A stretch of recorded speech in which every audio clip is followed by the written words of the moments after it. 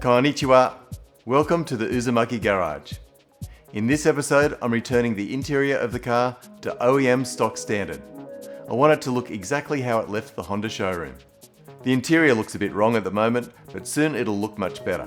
It should be a simple job, but I'm sure I'll overcomplicate it as I usually do.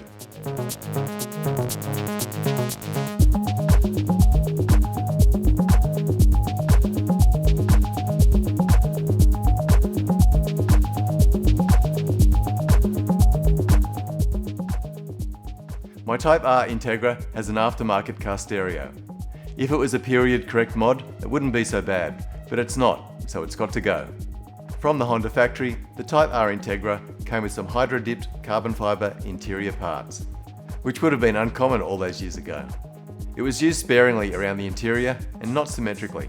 For example, the driver's side air vent was carbon fibre dipped, but the passenger side was not. The problem I have is my car has a few extra hydro-dipped parts. They still fit properly, but they don't match the Honda carbon fibre print. So today I'm removing all of them and going back to OEM stock standard. At some point the Integra had an aftermarket subwoofer and amp, so my first job is to remove all the remaining unnecessary wiring that I won't need with the OEM radio. This is the OEM cassette radio and CD player. It looks to be in good condition, but it does need a clean up. And now I'll remove the console and shift panel, as I know there's extra wiring underneath them.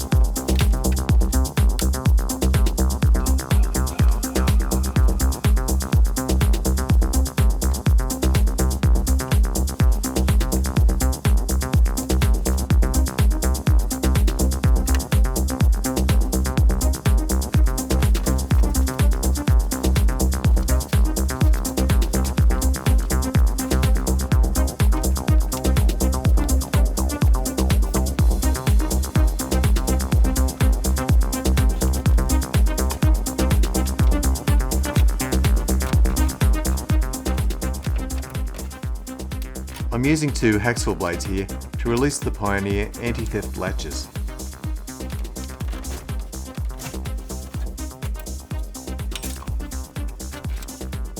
Unscrewing an earth.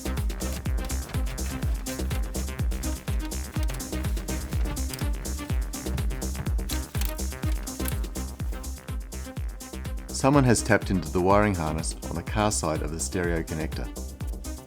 I tried to melt the solder to release these wires, but it needed too much heat and was melting the insulation too much and creating a mess. And now I'm cutting off all these extra wires, which I think is the most sympathetic way to treat this restoration. One wire needed fixing, so I soldered in a new piece so it wouldn't be too short and finished it off with heat shrink. And to give myself better access to the connector, I released the harness from a clip under the dash and pulled the connector out towards me to make it easier to work.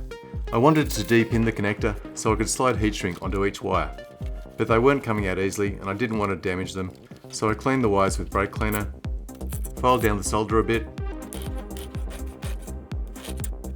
and loaded up a small socket with electrical tape.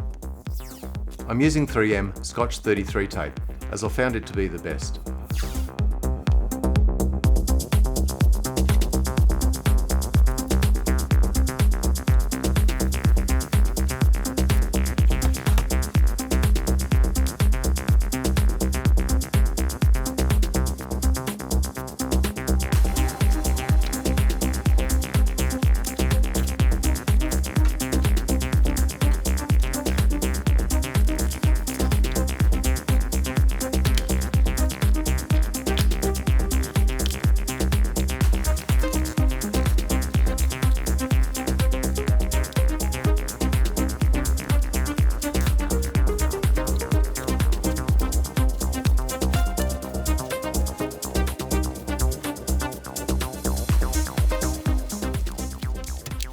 and fed the cable back through and clipped it in position.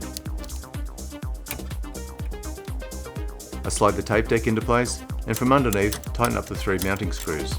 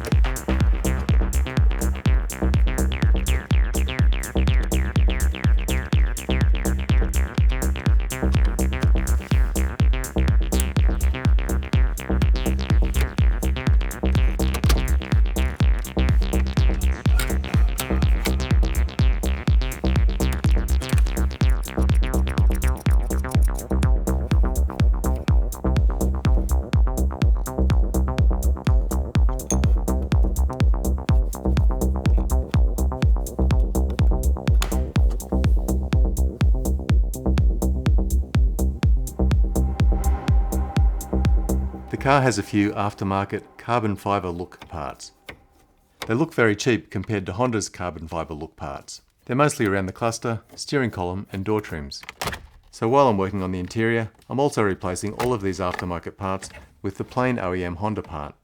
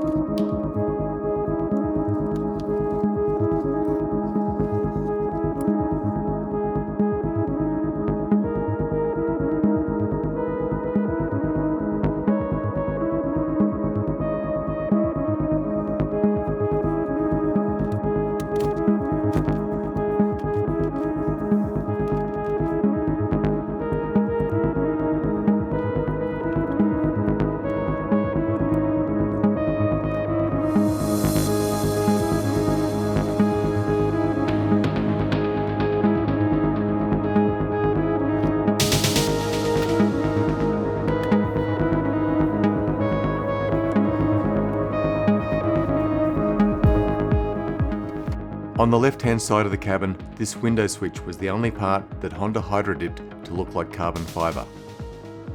These other parts have been hydro-dipped by someone, but they don't match the Honda carbon fibre pattern. And besides, that's not how the car left the factory. So I'm replacing these with the OEM parts that were on the car when it was brand new.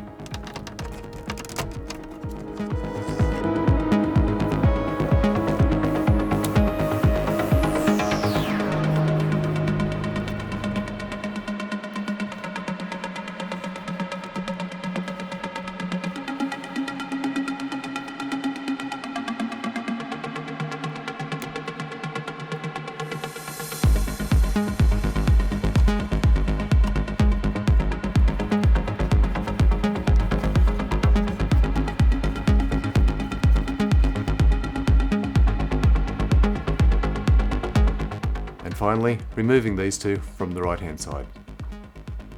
So that turned out really well. The OEM cassette radio looks perfect in the dash. Although I'm not completely done yet, as the security code to enable the radio is not working.